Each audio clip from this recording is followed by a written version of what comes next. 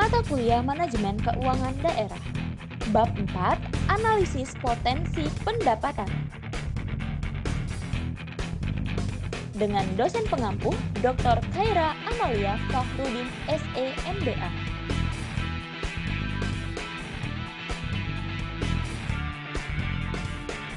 Kelompok 4 yang terdiri dari Martauba Pangaribuan dari Universitas Bengkulu,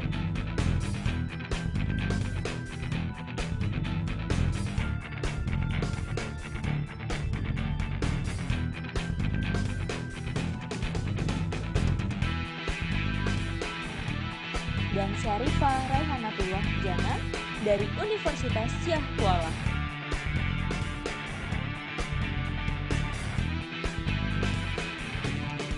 Empat, kita mengenali potensi pendapatan.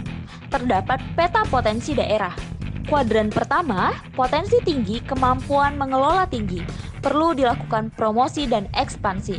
Kuadran 2, potensi tinggi, kemampuan mengelola rendah. Perlu dilakukan intensifikasi. Kuadran 3, potensi rendah, kemampuan mengelola tinggi. Perlu dilakukan ekstensifikasi atau ekspansi. Kuadran 4, potensi rendah, kemampuan mengelola rendah. Perlu dilakukan edukasi dan pengembangan. Potensi pendapatan. Terdapat beberapa sektor PDRB atau pendapatan domestik regional bruto yang terdiri dari sektor pertanian meliputi tanaman bahan makanan, tanaman perkebunan, peternakan, kehutanan, perikanan. Yang kedua, sektor pertambangan dan penggalian yang meliputi minyak dan gas bumi, pertambangan tanpa migas, penggalian. Yang ketiga, sektor industri pengolahan yang meliputi industri migas dan industri tanpa migas. Yang keempat, sektor listrik, gas, dan air bersih yang meliputi listrik, gas, dan air bersih. Yang kelima, sektor konstruksi atau bangunan. Yang keenam, sektor perdagangan, hotel, dan restoran. Yang ketujuh, sektor pengangkutan dan komunikasi yang terdiri dari pengangkutan yaitu angkutan rel, angkutan jalan raya, angkutan laut, angkutan sungai, danau dan penyeberangan, angkutan udara, jasa penunjang angkutan. Lalu, komunikasi yang terdiri dari pos dan telekomunikasi, jasa penunjang komunikasi. Yang kedelapan, sektor keuangan, persewaan, dan jasa perusahaan yang meliputi bank, lembaga keuangan tanpa bank, jasa penunjang keuangan, sewa bangunan, jasa perusahaan. Yang kesembilan, jasa-jasa yang meliputi pemerintahan umum dan swasta.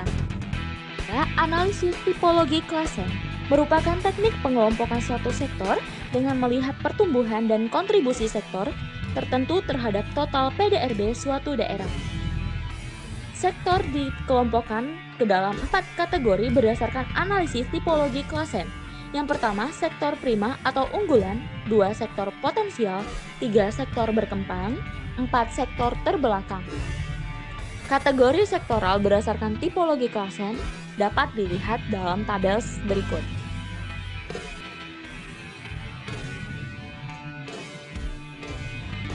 Selanjutnya, langkah-langkah analisis tipologi klasen. Yang pertama, menghitung rata-rata PDRB per sektor.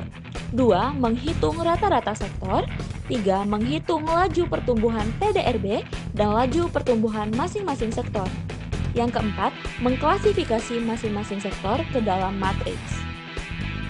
Selanjutnya, perhitungan potensi pendapatan dapat dilakukan menggunakan 2 basis. Yang pertama, basis makro, yaitu perhitungan pendapatan melalui teknik estimasi dengan model regresi ekonometrik yang menggunakan variabel makro ekonomi sebagai proksi.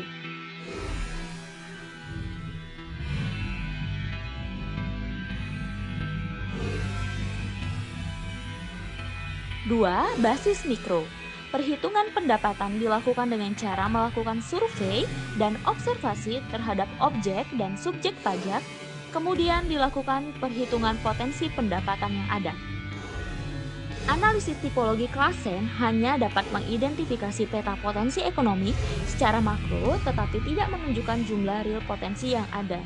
Sehingga kita perlu melakukan identifikasi dan perhitungan potensi dengan basis mikro. Namun, sebelum melakukan perhitungan potensi pendapatan berbasis mikro, perlu dilakukan klasifikasi pendapatan pemerintah daerah. Klasifikasi pendapatan pemerintah daerah. Yang pertama ada klasifikasi pendapatan pemerintah provinsi, yang diklasifikasikan berdasarkan pendapatan asli daerah, yaitu terdiri dari pajak daerah, retribusi daerah, dan bagian laba BUMD. Yang kedua, dana perimbangan yang terdiri dari dana bagi hasil, dana alokasi umum, dana alokasi khusus. Yang ketiga, lain-lain pendapatan yang sah.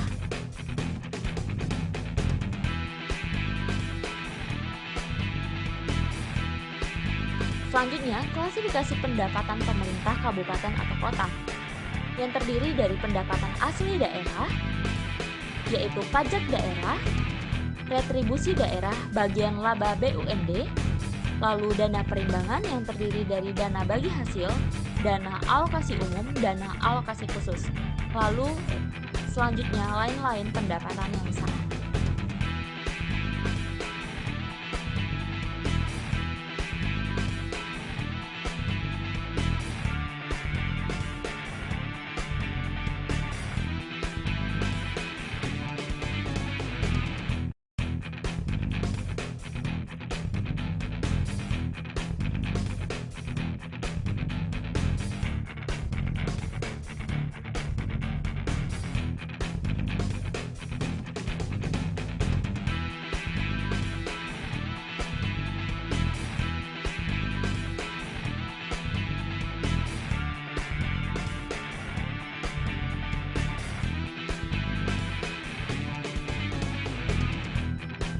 Potensi pendapatan basis mikro dilakukan dengan cara menghitung potensi pendapatan untuk masing-masing objek pendapatan.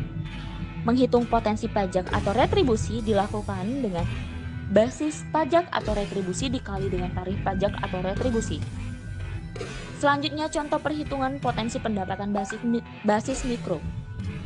Menghitung potensi pajak hotel, yaitu hotel nyaman. Langkah yang pertama, menghitung rata-rata hunian kamar yang diperoleh dengan rumus sigma dari JKT atau jumlah kamar terpakai dibagi dengan N, yaitu situasi, sama dengan 285 dibagi 3, 95 rata-rata hunian kamar. Selanjutnya, langkah kedua, menghitung tarif rata-rata kamar. Dari tabel diperoleh rumus mencari tarif rata-rata per kamar, yaitu sigma dari tarif kamar dikali jumlah dari jenis kamar dibagi dengan sigma dari jumlah kamar, sama dengan 229 juta dibagi 210 diperoleh 614.285. Langkah ketiga, menghitung potensi pajak hotel. Potensi pajak hotel dihitung dengan menggunakan rumus rata-rata hunian kamar dikali tarif rata-rata dikali 360 hari dikali tarif pajak diperoleh 2.100.854.700 rupiah per tahun. Selanjutnya, jurnal terkait. Jurnal terkait yang pertama menyampaikan faktor yang perlu diperhatikan dalam meningkatkan kapasitas penerimaan pajak daerah. Pertama, pelayanan publik dilakukan dengan meningkatkan kualitas pelayanan publik yang mampu memenuhi harapan publik. Kedua, pelayanan publik dilakukan seiring dengan peningkatan efisiensi, efektivitas, dan produktivitas yang optimal. Ketiga, meningkatkan transparansi dan akuntabilitas pelayanan publik. Jurnal terkait yang kedua menyampaikan analisis potensi pendapatan asli daerah (PAD), yaitu sumber pendapatan daerah terdiri dari pendapatan asli daerah, dana perimbangan, pinjaman daerah, dan lain-lain pendapatan daerah yang sah. Selanjutnya, jurnal terkait yang ketiga menyampaikan analisis perhitungan pajak progresif kendaraan bermotor dalam upaya meningkatkan pendapatan asli daerah di Kabupaten Rokan Hulu.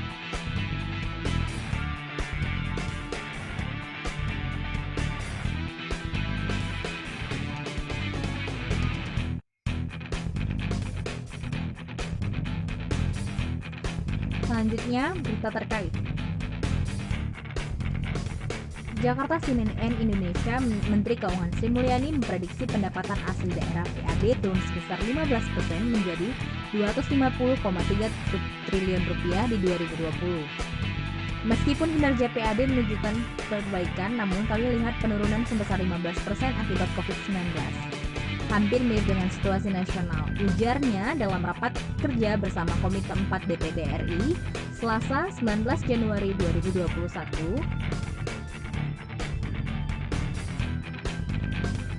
Terima kasih atas perhatiannya. Salam.